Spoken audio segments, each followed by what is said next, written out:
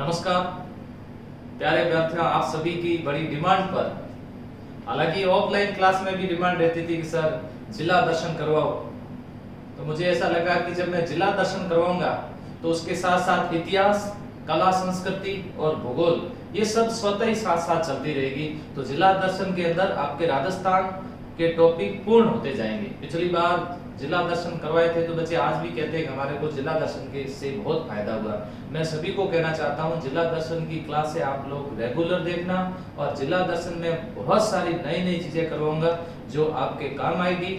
और आगामी भर्ती परीक्षा, चाहे किसी भी प्रतियोगी परीक्षा की तैयारी कर रहे हो, जिला दर्शन बहुत महत्वपूर्ण है।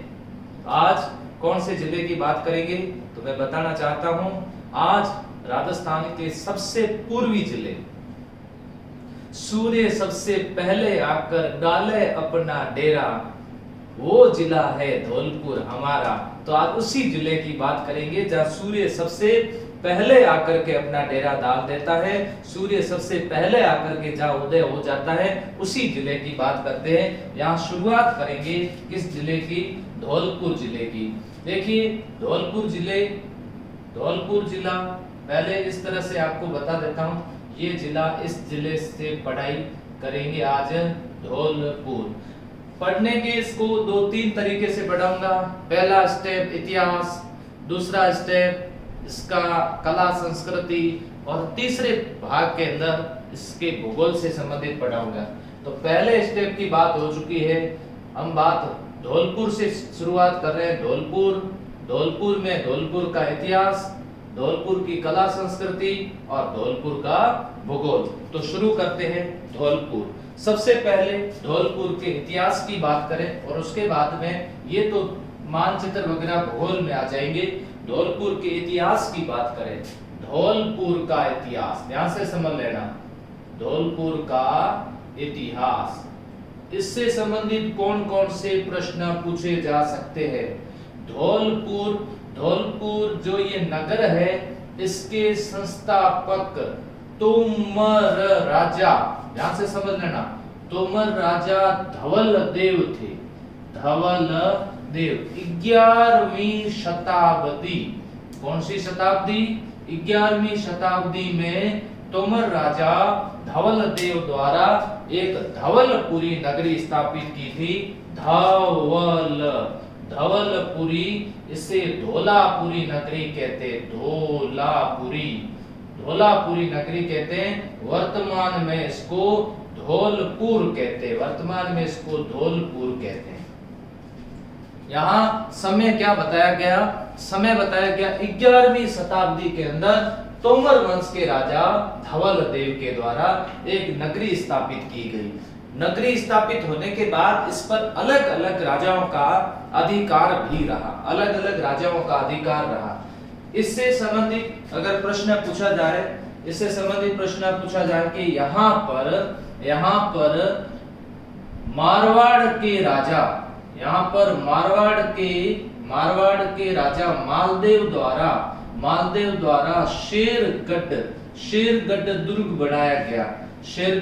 बनाया गया। तो हो सके कि उस समय इनका अधिकार रहा हो।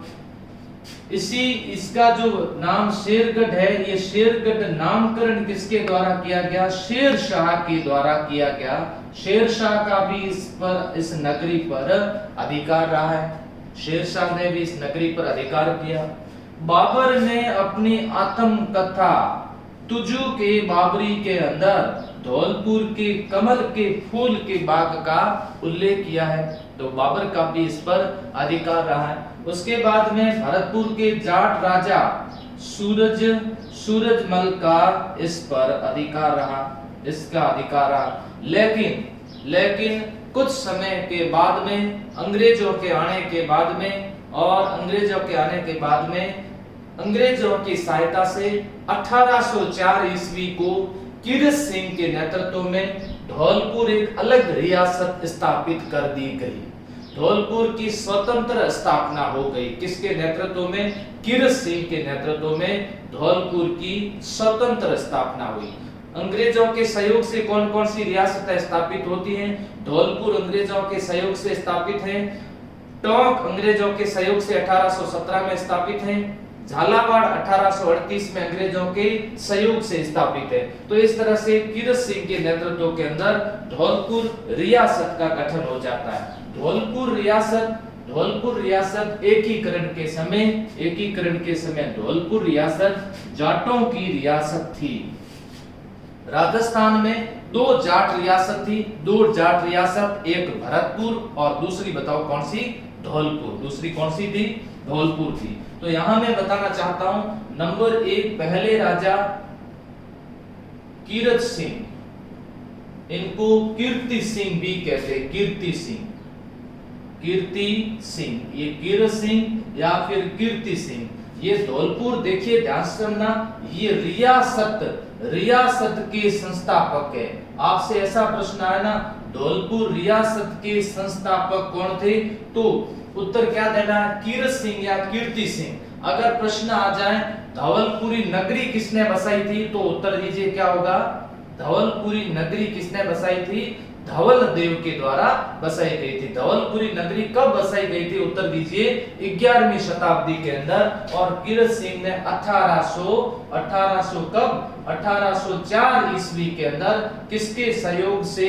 अंग्रेजों के सहयोग से धौलपुर रियासत की स्थापना की। धौलपुर रियासत के संस्थापक कौन है? कीरत सिंह या फिर कीर्ति सिंह इसके संस्थापक हैं। उसके बाद में अब देखिए 1804 का समय तो हो चुका है। 1804 के बाद में समय भी बहुत कम है। फिर 1857 की क्रांति, फिर स्वतंत्रता संग्राम आ जाता है। 1857 क्रांति और स्वतंत्रता संग्राम। तो ऐसी स्थिति के अंदर जो राजा बने इसके बाद में कीरत सिंह के बाद में भगवंत सिंह के बाद में निहाल सिंह के बाद में राम सिंह और राम सिंह के बाद में उदय भान सिंह। तो यहां मैं आपको बता देता हूं, नंबर 2 भगवंत सिंह,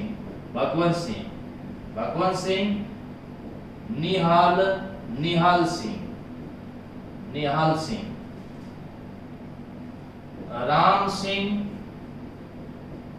राम सिंह और नंबर 5 उदय भान सिंह। ये उदय भान सिंह धौलपुर के अंतिम राजा थे, अंतिम शासक थे। तो यहाँ इनसे संबंधित, किससे संबंधित क्या क्या प्रश्न पूछा जाएगा वो मैं आपको साथ में बता देता हूँ। आप साथ में चाहो तो जिला दर्शन के अच्छे से नोट्स बना सकते हो, जो आपके लिए रामबाण साबित होंगे। मैं भगवंत सिंह की बात करूं, भगवंत सिंह के समय यह प्रश्न पूछा जाएगा। 1857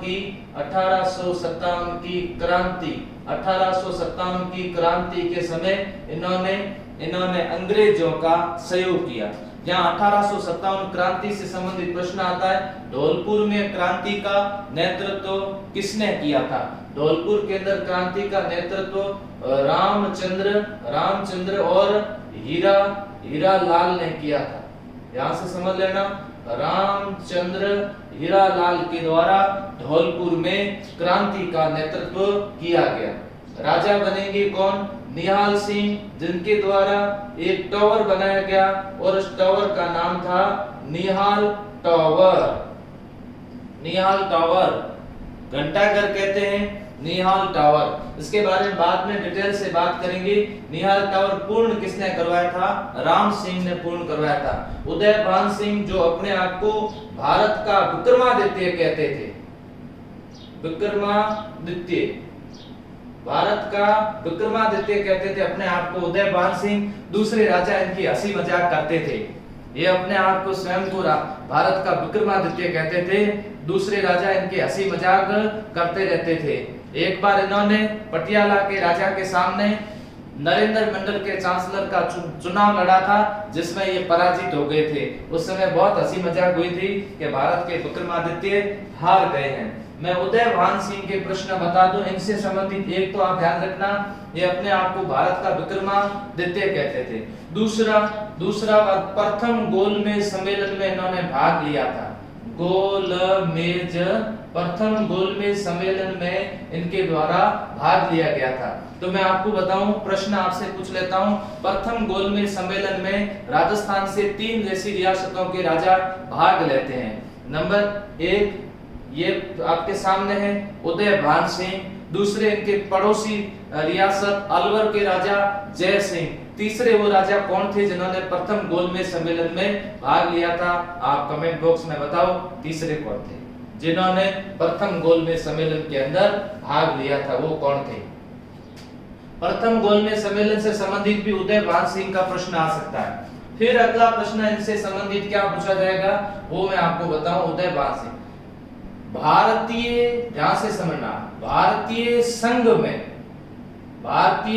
में शामिल होने वाले, भारतीय संघ में शामिल होने वाले राजस्थान के अंतिम शासक और राजस्थान की अंतिम रियासत पूछे तो कौन सी थी? धौलपुर। भारतीय संघ में सबसे पहले सहमति किसने दी थी? भारतीय संघ में शामिल होने की सबसे पहले सहमति बीकानेर के राजा शार्दुल सिंह ने दी थी। इन्होंने सबसे बाद में दी। मैं कई बार पढ़ाते समय कहता हूं बीकानेर और धौलपुर के बीच में 36 का आंकड़ा था। 36 का क्यों? क्योंकि प्रजामंडल की स्थापना बीकानेर की 36 में हुई और धौलपुर की भी 36 में। तो उदयभान सिंह को अगला प्रश्न क्या बनेगा? उदयभान सिंह को मत्स्य संघ का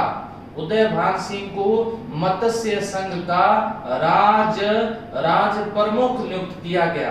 भारत के विक्रमादित्य एक बार फिर मत्स्य संघ के क्या बन गए?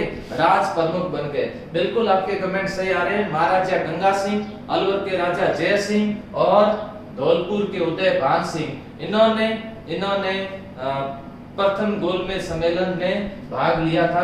गोलमेज सम्मेलन के अंदर भाग लिया था। उदयभान सिंह से संबंधित प्रश्न, भारत का विक्रमादित्य कहते हैं, प्रथम गोलमेज सम्मेलन में भाग लिया, भारतीय संघ में शामिल होने वाले राजस्थान के अंतिम राजा, अपनी रियासत को शामिल की, मत्स्य संघ के इनको राज प्रमुख बनाया गया। मत्स्य संघ का इनको राज प्रमुख बनाया गया।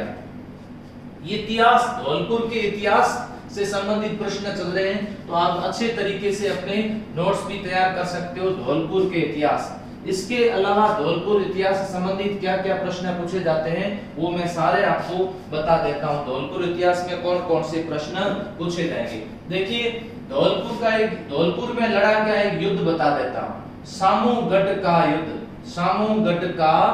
युद्ध। ये धौलपुर का सबसे प्रसिद्ध युद्ध है। सामूगढ़ का युद्ध धौलपुर का सबसे प्रसिद्ध युद्ध है, इसलिए इसको पहले लिख रहा हूं। 1658 ईस्वी में लड़ा गया। किसके बीच में लड़ा गया? औरंगजेब और दारा शिकोह के बीच में लड़ा गया। औरंगजेब और दारा शिकोह के बीच में लड़ा जाने वाला युद्ध है जिसमें औरंगजेब विजयी। ये धौलपुर का सबसे प्रसिद्ध युद्ध था। इसके अलावा युद्ध पूछा जाए तो ये याद रखना, बाड़ी का युद्ध कब लड़ा गया? बाड़ी का युद्ध 1518 ईस्वी में लड़ा गया। बाड़ी का युद्ध किसके बीच में लड़ा गया? राणा सांगा और सामने कौन? इब्राहिम लोदी के बीच में लड़ा गया। राणा सांगा इब्राहिम लोदी के बीच में लड़ा गया। इस युद्ध में विजयी कौन हुए? इस युद्ध के अंदर राणा सांगा विजयी हुए। इब्राहिम लोदी को 2 युद्ध में हराया था। पहला खातौली के युद्ध में 1817 ईस्वी और दूसरा बाड़ी के युद्ध में 1517 में था और ये 1518 था। फिर 1519 गागरोन, फिर वो बयाना और फिर खानवा। तो यहाँ याद रखना है बाड़ी का युद्ध। बाड़ी युद्ध से संबंधित भी प्रश्न पूछा जा सकता है। एक इस संस्था से संबंधित आ सकता है प्रश्न, आचार सुधारिणी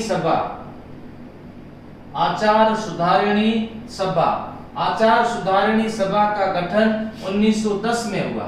1910 में हुआ। यमुना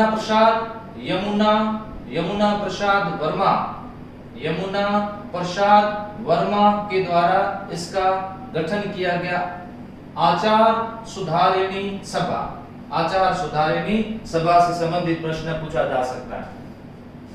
इसके अलावा नागरिक प्रचारिणी सभा, नागरिक प्रचारिणी सभा से संबंधित प्रश्न है। स्थापना 1934 ईस्वी, जोहरी लाल इंदु,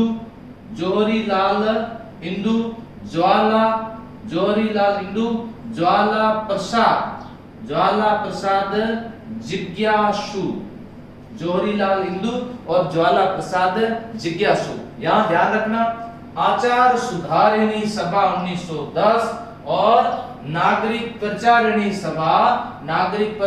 सभा कृष्णा 1934 इंदु और जिज्ञासु के द्वारा गठित है।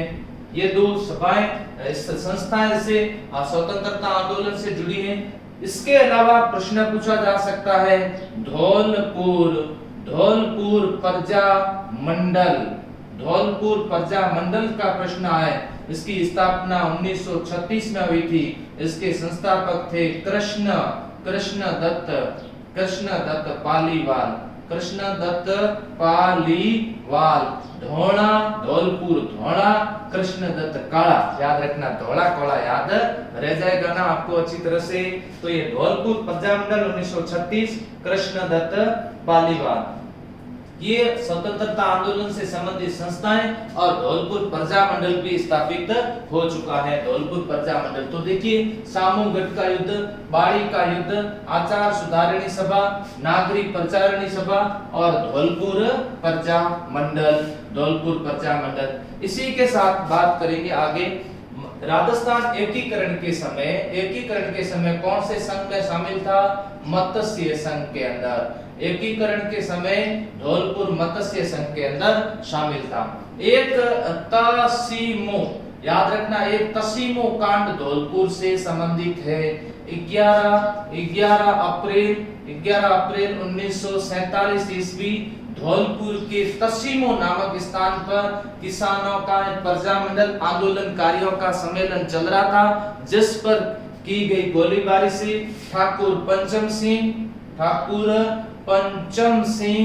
और ठाकुर चत्तर सिंह शहीद हो गए। तो ये धौलपुर से संबंधित है, याद रखिए। तसीमो कांड आपसे पूछा जाए तो तसीमो कांड किससे संबंधित है? तसीमो कांड का संबंध धौलपुर से है। धौलपुर मत्स्य संघ के अंदर मत्स्य संघ में शामिल थी। मत्स्य संघ को राजस्थान में शामिल कब कर दिया गया? 15 मई 1949 मत्स्य संघ जो था इसका राजस्थान में विलय कर दिया गया। मत्स्य संघ का राजस्थान के अंदर विलय कर दिया गया। धौलपुर को 15 अप्रैल, ध्यान से समझना, 15 अप्रैल 1982 धौलपुर को जिले का दर्जा दिया गया। और राजस्थान का कौन सा जिला बना बताओ? 27वां जिला बना। 26वां जिला अजमेर और 27वां जिला धौलपुर। जब धौलपुर 27वां जिला बना था उस समय कौन से संभाग में आता था? आप बताइए, उस समय ये कौन से संभाग के अंदर आता था? अब आप थोड़ा उत्तर देके बताओ।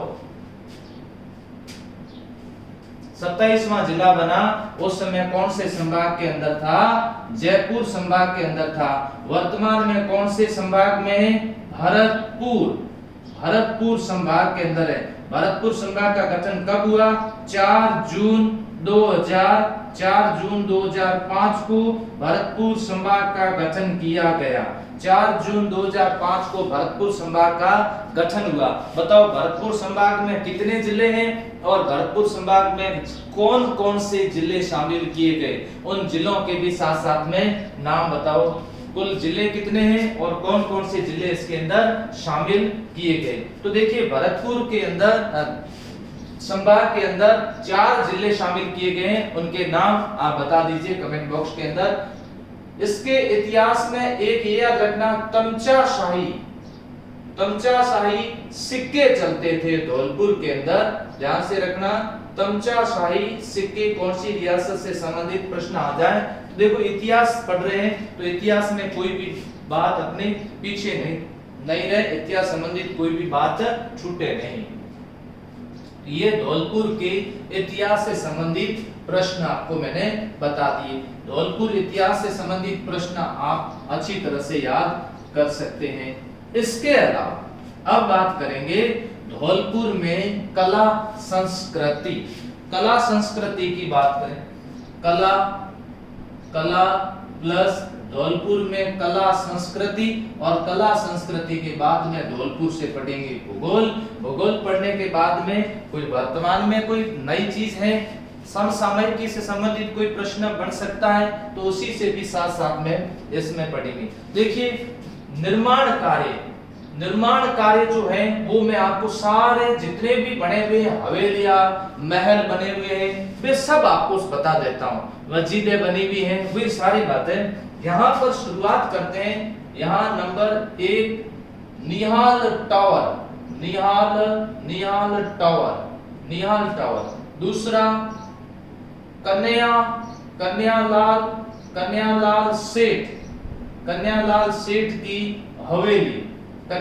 सेठ की हवेली, number 3 jubilee hall, number 4 Chopra Mahadev मंदिर, इसके अलावा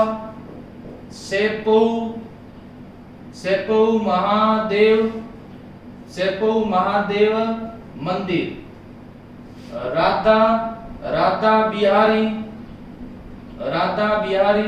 यहाँ पर एक मंदिर बना हुआ, रामचंद्र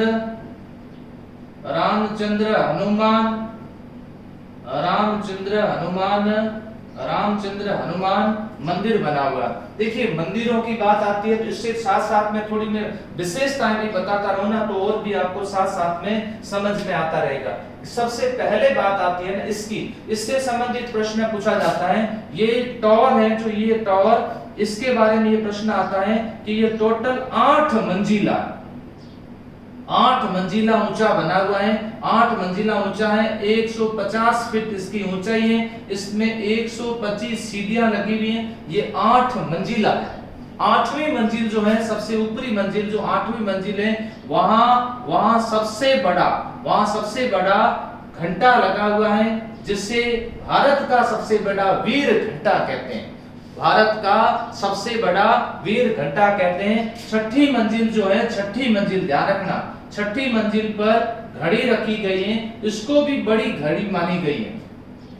जिलेट कंपनी के द्वारा, एक इंग्लैंड की जिलेट कंपनी थी उसके द्वारा ये घड़ी निर्मित की गई। ये किसके द्वारा बनाया गया? ये निहाल सिंह के द्वारा ये शुरू किया गया। राम सिंह के समय पूर्ण हुआ था, इसलिए इसको निहाल टावर कहते हैं। भारत का सबसे बड़ा वीर घंटा इसके अंदर स्थापित किया गया। टोटल मंजिलें पूछे कितनी है? 8 मंजिलें हैं, 150 फीट इसकी ऊंचाई है और 125 सीढ़ियां बनी हुई इसके अंदर। ये प्रश्न इससे संबंधित निहाल टावर से संबंधित पूछा जा सकता है। कन्यालाल सेठ की हवेली बहुत प्रसिद्ध है। पंडित जवाहरलाल नेहरू कन्यालाल को सेठ कन्यालाल धौलपुर के थे, सेठ कन्यालाल धौलपुर के थे। इससे संबंधित एक प्रश्न और बता देता हूं, इनको शेर ए धौलपुर कहते थे। ये कहा किसने था? इनको पंडित जवाहरलाल नेहरू ने कहा था। पंडित जवाहरलाल नेहरू ने इनको शेर ए धौलपुर कहा था। कन्यालाल शेर ए धौलपुर कहा, इनको शेर ए धौलपुर कहा गया। किसने कहा था? पंडित जवाहरलाल नेहरू के द्वारा कहा गया। उसके अलावा जुबली हॉल बना हुआ यहाँ पर, चोपड़ा महादेव मंदिर। देखिए बहुत अच्छा प्रश्न पूछा जा सकता है। द्रविड़ शैली में राजस्थान का प्रथम मंदिर है चोपड़ा महादेव मंदिर। देखिए राजस्थान में जितने भी मंदिर बने हुए सब नागर शैली में बने हुए। उत्तरी भारत के मंदिर नागर शैली में, दक्षिण भारत के मंदिर द्रविड़ शैली के अंदर बने हुए, मध्य भारत में जो मंदिर बने हुए वो बेसर शैली बने हुए, बेसर। तो ये देखिएगा ये कौन सी शैली में बना हुआ है? ये द्रविड़ शैली के अंदर बना हुआ है। इसके अलावा कला संस्कृति से संबंधित कौन कौन सी खास विशेषताएं वो पढ़ते हैं। यहाँ पर इसके अलावा देखिए शेरगढ़ किला, बहुत महत्वपूर्ण, शेरगढ़ दुर्ग से संबंधित प्रश्न आ सकता है। शेरगढ़ दुर्ग। अब देखिए यहाँ पर इतिहासकार अलग अलग बताते हैं। एक कुछ इतिहासकार कहते हैं कि कुषाण कालीन राजा मालदेव ने बनाया था, राजा मालदेव ने बनाया, लेकिन कुछ इतिहासकार कहते हैं मारवाड़ के राजा मालदेव द्वारा बनाया गया, मारवाड़ के राजा मालदेव द्वारा बनाया गया। और शेर शाह द्वारा इस पर अधिकार करके इसका नाम रख दिया गया, इसका नाम शेरगढ़ रख दिया गया। शेर शाह द्वारा अधिकार करके इसका नाम शेरगढ़ रख दिया गया। तो यहाँ ये शेरगढ़ दुर्ग से संबंधित प्रश्न आए। इस दुर्ग के अंदर रखी गई तोप होंकार तोप, याद रखना, होंकार तोप का संबंध किस दुर्ग से है? तो होंकार तोप का संबंध किस दुर्ग से है? ये धौलपुर के शेरगढ़ दुर्ग से है। जय बाण तोपकार की भी बताओ। बूंदी के तारागढ़ दुर्ग के अंदर कौन सी तोप रखी गई है? बूंदी के तारागढ़ दुर्ग के अंदर कौन सी तोप रखी गई है? तो इससे संबंधित ये प्रश्न, कुषाण राजा मालदेव या फिर मारवाड़ के राजा मालदेव, फिर शेरशाह का अधिकार और इसके ऊपर होंकार तोप रखी। फिर बात आती है कमल फूल बाग, या ये लाल पत्थरों से निर्मित है, लाल पत्थरों से निर्मित है। कमल का फूल का बाग यहाँ पर निर्मित है। इस बाग का उल्लेख बाबर ने किया था। तो कुछ इतिहासकार ऐसा बताते हैं कि इसका निर्माण बाबर ने करवाया था, लेकिन ये बाबर से पहले बाग बना हुआ था, ये बाग पहले से बना हुआ था। तो इस बाग को लोटस गार्डन कहते हैं, लोटस, यहां सुनना, लोटस गार्डन कहते हैं, मीराने बाग कहते हैं, मीराने बाग भी कहते हैं इसको, लोटस गार्डन, मीराने बाग कहते हैं। कमल फूल का बाग, कमल फूल के बाग में सिख धर्म के 10वें गुरु गोविंद सिंह यहाँ आकर के ठहरे थे। गुरु गोविंद सिंह ने यहाँ पर शेर का शिकार किया था, तो यहाँ पर शेर शिकार गुरु द्वारा बना हुआ, ध्यान से समझ लेना। इसी में शेर शिकार गुरु द्वारा, शेर शिकार गुरु द्वारा बना हुआ है, गुरु गोविंद सिंह के द्वारा। किसके द्वारा? गुरु गोविंद सिंह के द्वारा। कमल के फूल का बाग, महाराजा का बाग। 3 नंबर और कला संस्कृति के बारे में बता देता हूं। महाराजा का क्या बना हुआ? बाग बना हुआ है, यहाँ पर महाराजा का बाग बना हुआ है। तो इससे संबंधित प्रश्न पूछे जा सकते हैं। कला संस्कृति में और भी पूछे जा सकते हैं। धौलपुर में कला संस्कृति संबंधित पुलिस कांस्टेबल और अन्य जो भी प्रतियोगी परीक्षाएं, उसमें से ये प्रश्न पूछे गए। देखिए आप नोट्स बना रहे हो तो साथ साथ में आप लोग क्या करना, स्क्रीनशॉट लेते रहना। मैं कोशिश करूंगा, थोड़ा हट जाऊंगा तो आपको स्क्रीनशॉट लेने में भी थोड़ी सुविधा रहेगी। देखिए एक यहाँ पर गुम्मट का किला बना हुआ, यहाँ पर गुम्मट का एक किला बना हुआ, इससे संबंधित भी प्रश्न पूछा जा सकता है। गुम्मट का किला कहाँ बना हुआ है? याद रखना, धौलपुर के अंदर।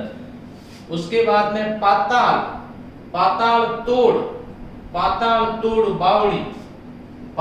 तोड़ बावड़ी, इसे लंबी बावड़ी कहते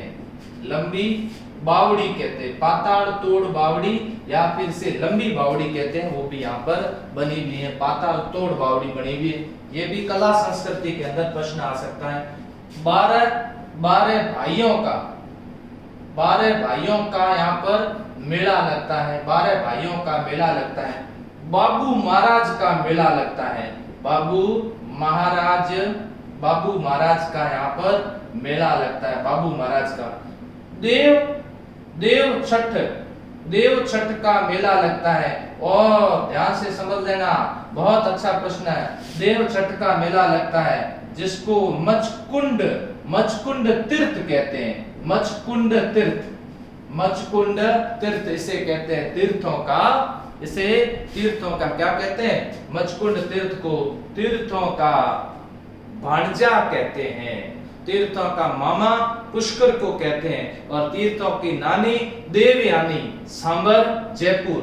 यहाँ मचकुंड तीर्थ बना हुआ है, मचकुंड तीर्थ, वैसे तीर्थों का भांजा कहते हैं। भाद्रपद शुक्ला मेला कब लगता है?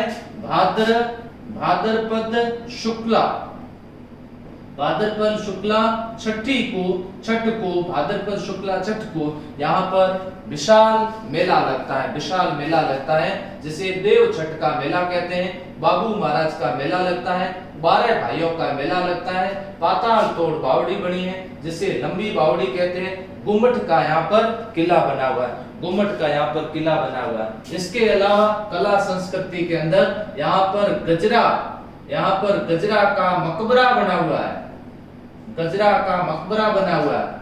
जार जरीना का मकबरा बना हुआ है, जार जरीना का मकबरा बना हुआ है। मोहम्मद खां का मकबरा बना हुआ है, मोहम्मद खां का मकबरा बना हुआ है। मोनी बाबा की मजार बनी हुई, मोनी बाबा की मजार बनी हुई है। तो यहाँ पर मकबरे और मजार से संबंधित भी आप याद रख सकते हो। जो मैं एक वापस और इंपॉर्टेंट प्रश्न बता देता हूँ, मैं आपको बताऊं, जो शेरगढ़ का भी अपन ने किला पढ़ा था, शेरगढ़ के किले को राजस्थान में सांप्रदायिक सद्भाव का किला कहते हैं। शेरगढ़ के किले को राजस्थान में सांप्रदायिक सद्भाव का किला कहते हैं, क्योंकि उसी किले में एक तरफ सामने मस्जिद है और उसी के सामने हनुमान जी का मंदिर भी बना हुआ है। तो ये सांप्रदायिक सद्भाव का दुर्ग, कौन से दुर्ग को कहते हैं? याद रखना, शेरगढ़ दुर्ग कहते हैं। किसको? शेरगढ़। अब गजरा का मकबरा, जार जरीना का मकबरा, मोहम्मद खां का मकबरा और मोनी बाबा की यहाँ बनी हुई है, मोनी बाबा की यहाँ पर मजार बनी हुई है, मोनी बाबा की मजार बनी हुई। इसी के साथ साथ एक भूतेश्वर महादेव मंदिर बना हुआ है। तो महादेव जी के तो बहुत सारे नाम हैं, फिर भी याद रखना, भूतेश्वर महादेव मंदिर कहाँ बना हुआ है? भूतेश्वर महादेव मंदिर धौलपुर के अंदर बना हुआ है। तो राजस्थान में धौलपुर जिले की बात चल रही थी, धौलपुर के इतिहास और धौलपुर कला संस्कृति की बात हुई। धौलपुर इतिहास और कला संस्कृति के बाद में अब बात करते हैं धौलपुर का भूगोल। देखिए, राजस्थान के इस पूर्वी जिले की बात करें, इससे धौलपुर जिले की, तो धौलपुर जिला इधर यहाँ से यूपी और यहाँ इधर एमपी। यहाँ ध्यान रखना, 2 राज्यों की सीमा को स्पर्श करता है, मध्य प्रदेश और यूपी। राजस्थान के कितने जिलों की सीमा स्पर्श करता है? भरतपुर और करौली की सीमा को स्पर्श करता है। ये किस नाम से जाना जाता है? नाम की बात करें, इसको किस नाम? रेड डायमंड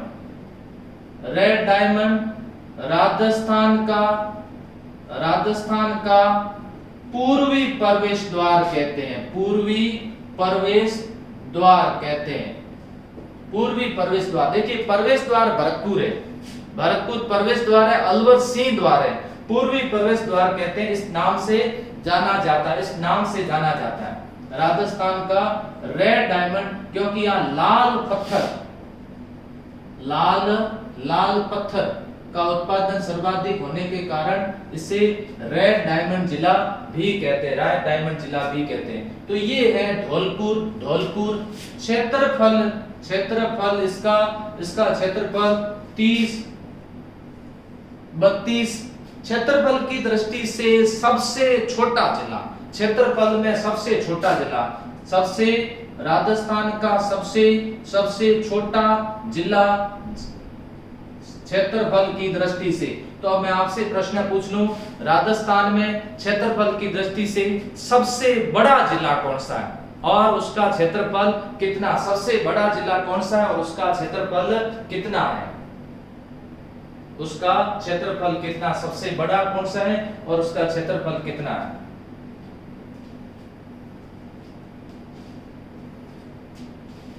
क्षेत्रफल के बाद में बात करें इस जिले से संबंधित लिंगानुपात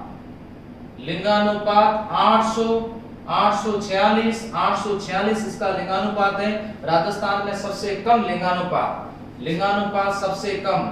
घनत्व की बात 398 और साक्षरता का प्रश्न आए तो 69.10% इसकी साक्षरता। इसके अलावा परिवहन कोड से प्रश्न ऐसा पूछा जाए, परिवहन कोड RJ11 और शुभंकर पूछे धौलपुर का, तो बताओ क्या है? धौलपुर का शुभंकर पचीरा है। धौलपुर का शुभंकर क्या है? पचीरा है। धौलपुर के अंदर इससे और भी इंपॉर्टेंट बात है, एक बात आपको सारी बता देता हूं। धौलपुर के अंदर विधानसभा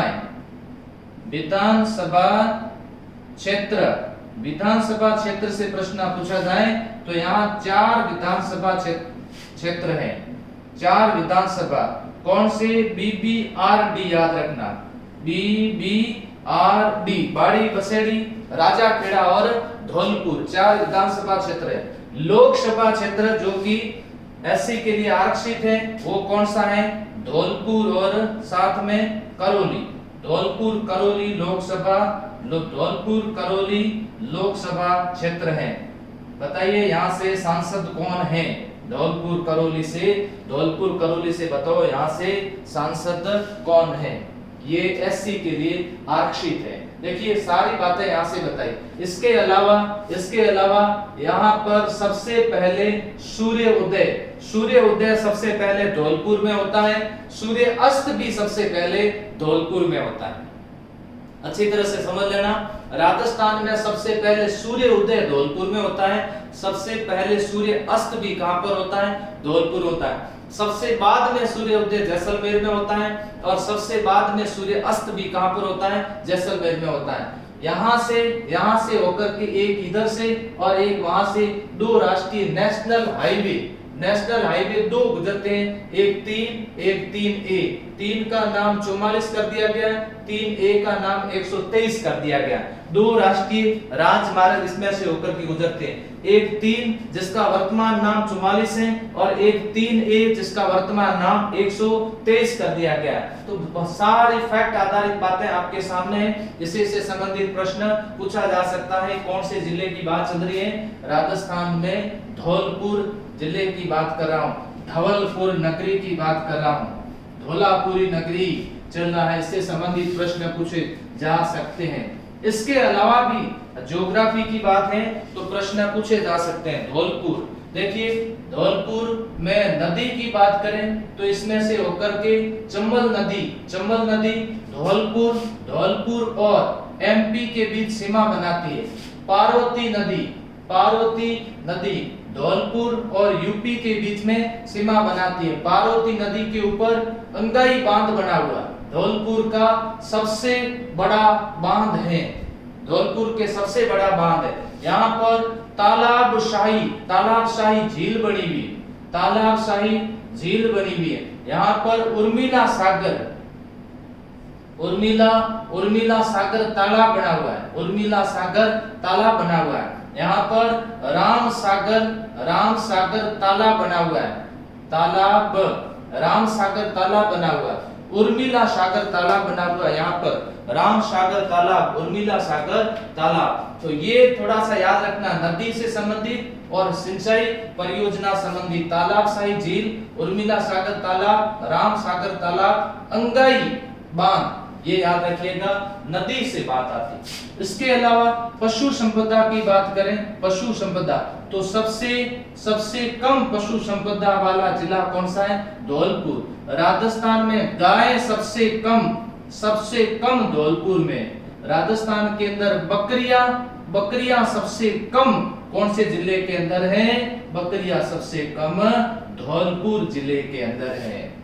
गाय सबसे कम धौलपुर जिले में, बकरियां सबसे कम धौलपुर जिले के अंदर है। धौलपुर जिले के अंदर उद्योग के अंदर कांच उद्योग से संबंधित प्रश्न पूछा जा सकता है।